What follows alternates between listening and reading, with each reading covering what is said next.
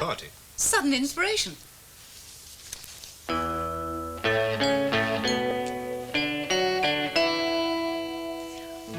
Sal, you'll never persuade the Pollards to come. Already have. J. Henry? Spoke to Valerie and she said it was fine. And I can only assume she's not spoken to J. Henry. I really think you're attaching far too much importance to that silly garage. Do you think it matters a hoot to a man like J. Henry? I don't have to think, I know. Kevin and Glenda. Well, I thought perhaps if Kevin hit it off with J. Henry... You'll have to invite Kath. Well, I think she'd feel out of... You invite her. Well, I hardly think it's... Sharon Metcalfe? Yes. Why her? Why not? She manages your garage, doesn't she? Yes, but... So what have you got against her? Not a thing. Because she's a woman? Oh, that's typical. Oh, don't be absurd. Now, if that was one of the managers from the insurance side or that dreadful Ken Warrington from the property, you'd be falling over yourself. I think she should come. Well, I've not got time to argue. Why? Where are you going? I've got a meeting at the office. Then I've got to go over to the garage. What for? Well, there's some things I've got to iron out there. It might take a little of my time over the next few weeks. Oh, will you be seeing Kevin? I don't think so. Why? Well, you could pass on the invite. Well, phone them at home. Darling, I shall be on the phone all afternoon as it is. Then one more won't make any difference, will it? See you later. Hey! Don't I get a kiss?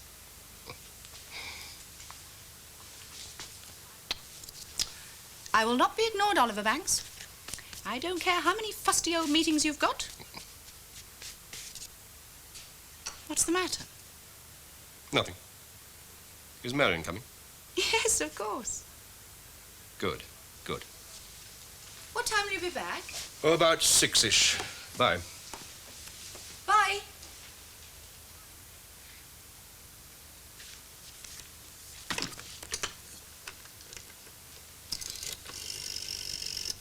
We don't know how long he's going to stay, you see, that's the trouble. And he's not one to take a hint, so... Oh, excuse me. Hello. Oh, hello, Glenda. It's Mum. Oh, hello, Mrs. Banks. Listen, we're having a party next week and we'd love you to come. A party? Best bits and bobs, it'll be quite a do. Oh, how lovely. Does that include Mum as well? Well, I was just wondering, it might be rather difficult for her, you know, with your poor father. Oh, I don't think so. Things are getting back to normal and she should get out and see people, shouldn't she, Mix? Well, there is that. Might take her out of herself. Well, if you're quite sure. Yes, thanks ever so much. Well, I'll be in touch before then. Endless calls to make now, so I must fly. Right. Love to Kevin. Yes, I will. Bye. Kevin Mum's having a party. She did say something about it. Fancy asking us. Well, you are family. Yes, but Mum as well. I mean, it's very kind of her. Very thoughtful. Yes, she's a great little thinker, is our Sal. Anyway, it'll do Mum good to have a break from Wally. Any more news about the baby? Well, not from the hospital, but did I tell you they've put our names forward from the clinic? No. Oh, that's marvellous. It's just a question of time now. Yeah. It's awful waiting, but I am learning to be patient. I just couldn't.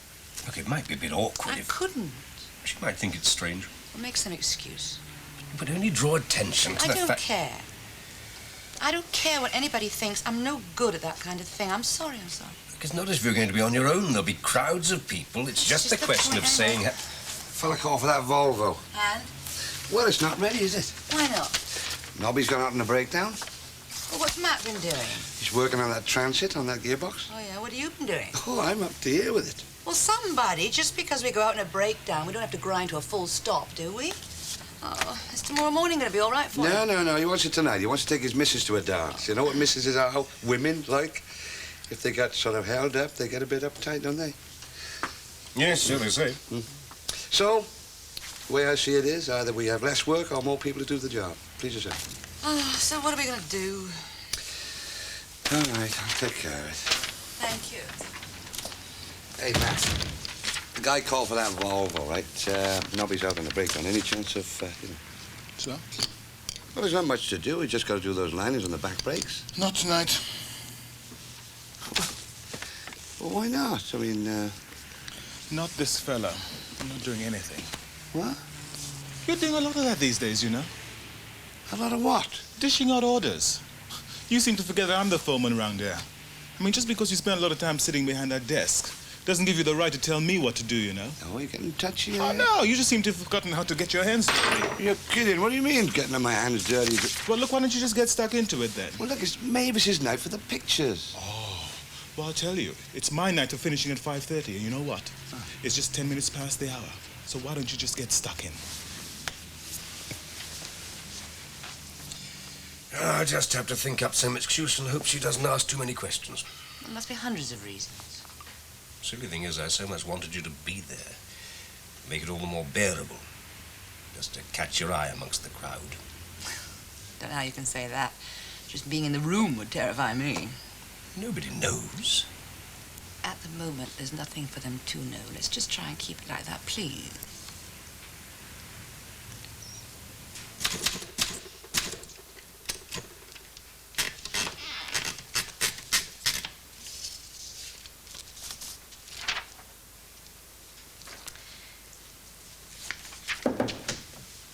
Hello. Jill, I've asked Valerie Pollard to come in here. Could you please find something to do for 5 minutes? Well, can't you see her in her chalet? Well, no, because it's also J. Henry's. But the bar will be open soon. Yes, but I'll be changing for dinner duty in a minute. Please, 5 minutes. All right. Okay. Enjoy your fight. Oh. Hi. You fit, Mrs. Pollard, you fit. Fit what, Mr. Ross? The specifications for the making of the writer of a poison pen letter. Oh. It had to be someone who knew your daughter and I had gone to Paris. That someone also had to be someone who hated us both for it. Mother love turned to hate by the deceit of her daughter and possibly by jealousy as well, if only for a moment, is the most powerful hate of all. And the letter said that I had slept with the man my daughter had slept with. Does that fit? What the letter said was known to your daughter who read it, the police sergeant who read it, and to the person who wrote it. It wasn't known to me, you see. Just the three of you. In telling me now what the letter said, you confessed you wrote it. Of course, you'd never admit it to the police. However, that is of no consequence to me. What is of consequence is that the allegation is in that letter, and I'm open to tell J. Henry exactly what that allegation is. However, you don't seriously think that I would admit a false allegation to my husband? do you think I would hesitate to admit to him anything I chose to admit? Ask yourself what it would do to him, to your marriage, your family, to hear a man he detests admit he not only cuckolded him, but went on to use his daughter as well. Ask yourself too. Ask myself what, Mr. Ross? You'll be spared. J. Henry will be spared, and Miranda will be spared if you do what I ask. It isn't very much. I'll give you 2 days to do it, in which time you must convince J. Henry to release me from his personal contract with me and allow me to leave this motel. If you don't do that, I'll move in on your whole little vicious, frivolous, domineering family.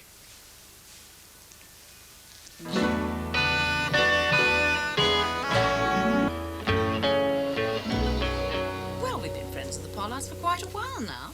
We went out to dinner with them last week. I thought as a little gesture I'd give this party. Oh, you'll love them. She's a teeny-weeny bit risky, but he's absolutely charming. Yes, that's true. He is terribly influential. Do you know, quite honestly, that had never occurred to me. And they're such good company. Go easy, Sal. Yes, well, I've got to go now. Bye. Well, that's just about everybody. Oh, I spoke to your woman, by the way. What? Your manager lady, Miss Metcalfe. What on earth for? Well, to invite her, silly. Sounds a timid little creature, is she? No, I don't think so. Look, Sal, I wish you wouldn't keep doing things off your own bat like that. Now, if if you're silly about my inviting her simply because she's a lady and not one of the chaps, I shall get very cross, Oliver. Look, I tried to explain. Don't suppose she gets many invitations. It'll be a treat. The Hunters have accepted. Oh, and Kath. That should cheer you, though heaven knows why. At least you'll have Glenda to talk to. Yes, all in all, we look set for a super little do. We can only hope. Look, I've got to go out. Tonight? A meeting. Not another one. The Langland Park people. You never said. Didn't I? No, honestly, you are the limit. I mean, Kitty could have come round. I'll ring her. Well, not now. I mean, if you don't get her before midday, her evening's planned. Look, this may drag on a bit. Well, then don't expect me to wait up. No, that's what I meant. You see, we've got this fellow coming from London, and we've got to get her all thrashed out tonight. And, well, we probably have a couple of drinks after. You know, you men have got it made. So you keep telling me. All I can say is it doesn't feel like it. Oh, darling, if it's the wee small hours of the morning, be a dear and use the spare room. If it's that late, I shall.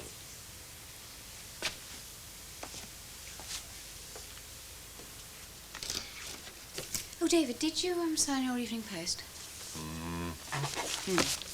And when you came in to do it, was this office empty? Yes, why? You know, this is all wrong. We can do it tomorrow. Does anyone know what's flapping the unflappable Mrs. Pollard? Mrs. Pollard has flapped? Yeah, sat on the sofa in the reception, ordered coffee, poured herself a cup, didn't touch a drop, went into the bar when she heard the grill go up. Well, she's a woman. They change their mind every 2 minutes. I went into the bar and saw her at the counter. She'd ordered a Bloody Mary. Well, the Bloody Mary is still there, but she's not. She's at the main entrance, gazing into the night. I think we should lay off the poor woman. It seems she had a fight with Paul Ross in here, and from the sound of it, she lost. Oh, what was the fight about? Paul asked me to leave the ring, not to referee the fight.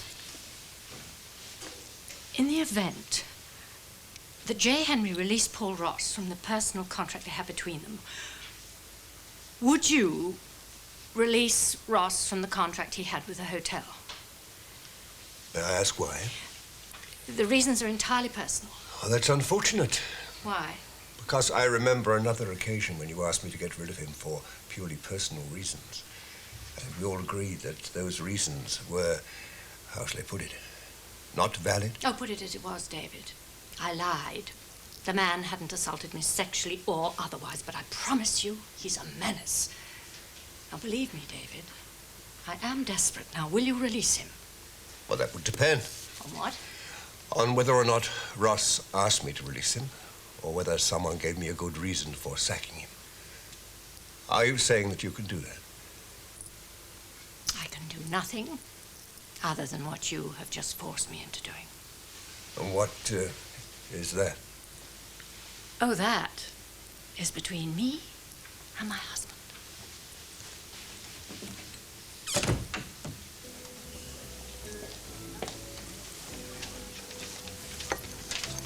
Any more of this noisy hilarity, and I'll have to ask you to stop disturbing our guests. Anyway, Daddy, it's past your bedtime. And I suppose that is brandy you're drinking, not cold tea. It is. What's it to you? Well, I'll just finish night duty. I'll only be a couple of minutes. It is 10 o'clock. Shall we go to the chalet? I thought you dropped that nonsense about tucking off to bed at sundown. No, it wasn't my idea in the first place. It was your specialists. He wasn't the one who cured me. You are. You simply can't get that into your head, can you? Look at her. Calm as calm. While we play secrets. Secrets? Oh, come on, darling. She had a poisoned pen letter. You know, I know. Of course, it has steamed me up a bit, but she's right. It's her business, not ours. Unless she wants and asks for our help. Oh, she won't do that. No, she's our daughter all the way. No, she won't ask for our help. You see, she suspects what I know and what you don't know. That I wrote that letter. quite the most venomous letter a girl could receive about her mother. From her mother. Before I tell you what it said... Quick, wasn't it? Leave us alone. Leave us alone.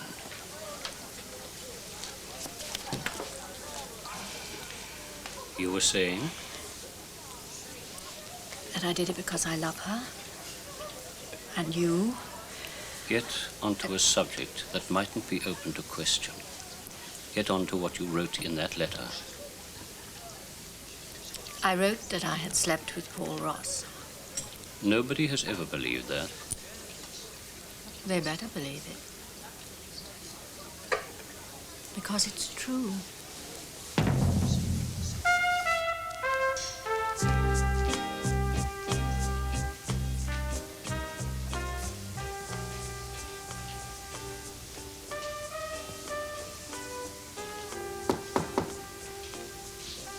Who is it? Oliver Banks.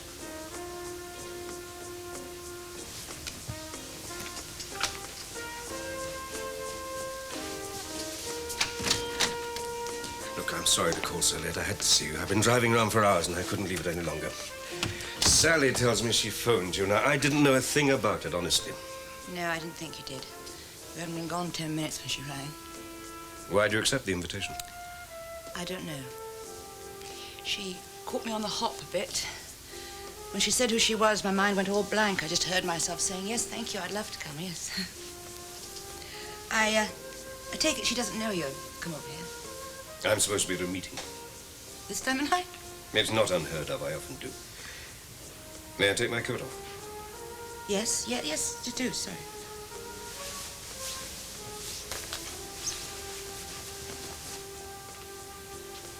I've been driving around for hours, trying to sort things out, trying to find some answers. But really, I haven't come up with any, except perhaps the most important one of all.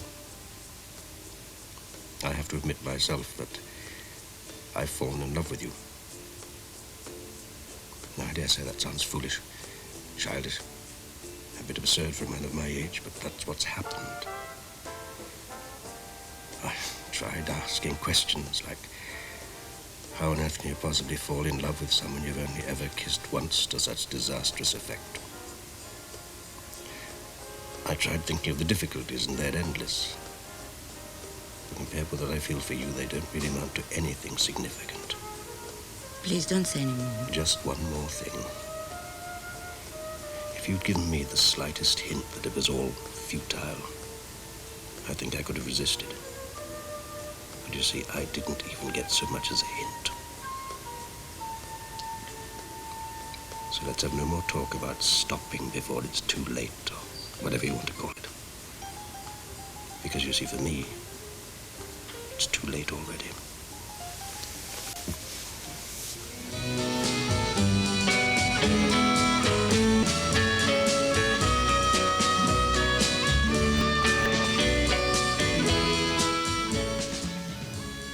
Now you're going to tell me to go away?